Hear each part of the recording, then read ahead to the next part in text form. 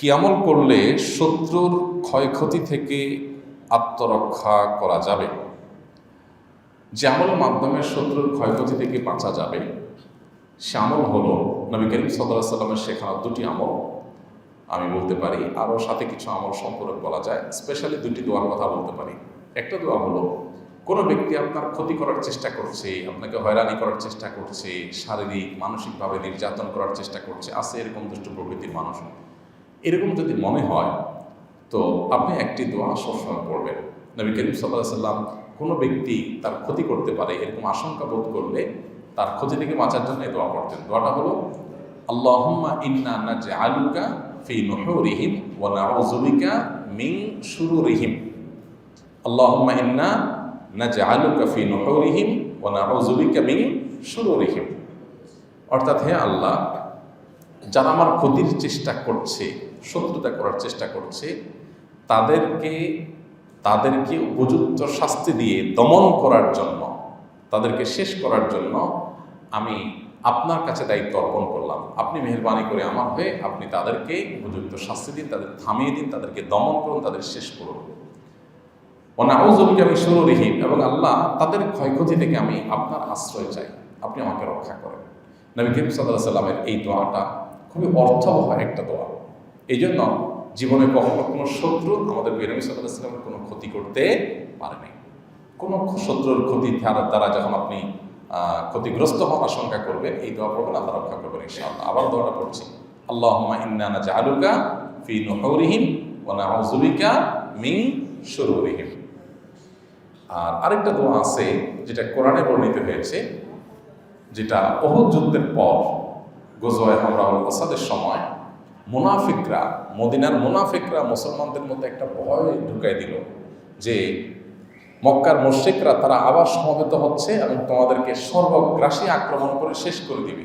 এমনিতে মুসলমানরা উহুদ যুদ্ধে নবী করিম সাল্লাল্লাহু আলাইহি ওয়াসাল্লামের একটা গাইডলাইন থেকে একটু বোঝের ভুল থেকে সরে যাওয়ার কারণে যখন পর্যদস্ত হয়েছে, ৭০ জন সাহাবী শাহাদাত বরণ করেছে, অনেকে আহত হয়েছে, স্বয়ং নবী করিম সাল্লাল্লাহু আলাইহি ওয়াসাল্লামের দাঁত মোবারক ভেঙেছে, রক্তাক্ত হয়েছেন, অনেক সাহাবীরা আহত হয়েছেন, অনেকে শাহাদাত বরণ করেছেন।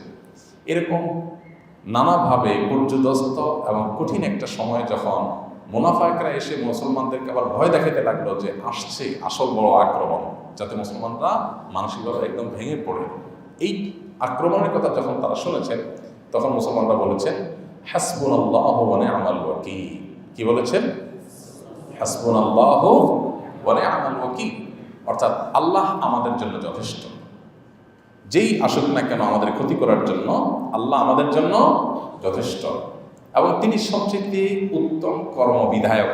আমাদের পক্ষ থেকে যে কোনো কিছুকে করবার জন্য তিনি সর্বোত্তম প্রতিনিধি বা সর্বোত্তম কর্মবিধায়ক, সবচেয়ে উত্তমভাবে আমাদের কাজটা তিনি করতে পারবেন। তারপরে আমরা ভরসা করলাম, হাসবুনাল্লাহু ওয়া নি'মাল ওয়াকিল, নি'মাল মাওলা ওয়া নি'মান নাসির। তিনি সবচেয়ে উত্তম অভিভাবক, তিনি সবচেয়ে উত্তম সাহায্যকারী।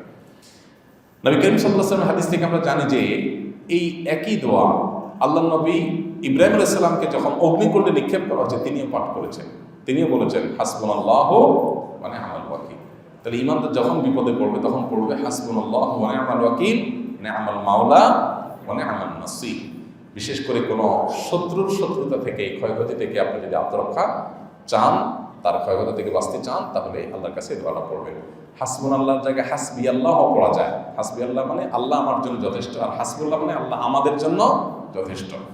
তো এক বছর একটা বহু বছর, হাসবি আল্লাহ ওয়া নি'মাল ওয়াকিল, নি'মাল মাওলা ওয়া নি'মান নাসির। তাহলে শত্রুর ক্ষয়ক্ষতি বাঁচার জন্য যে আল্লাহুম্মা ইন্না নাজআলুকা ফি নুহুরিহিম ওয়া নাউযু বিকা মিন শুরুরিহিম, আর হাসবি আল্লাহ ওয়া নি'মাল ওয়াকিল, নি'মাল মাওলা ওয়া নি'মান নাসির, এই দুটি দোয়া পড়বেন। এর বাইরে দুরূদ এবং ইস্তিগফার নিয়মিত করতে থাকেন, ইনশাআল্লাহ আশা করা যায় আল্লাহ তাআলা হেফাজত করবেন। আস-সুন্নাহ ফাউন্ডেশন, উম্মার স্বার্থে সুন্নাহর সাথে।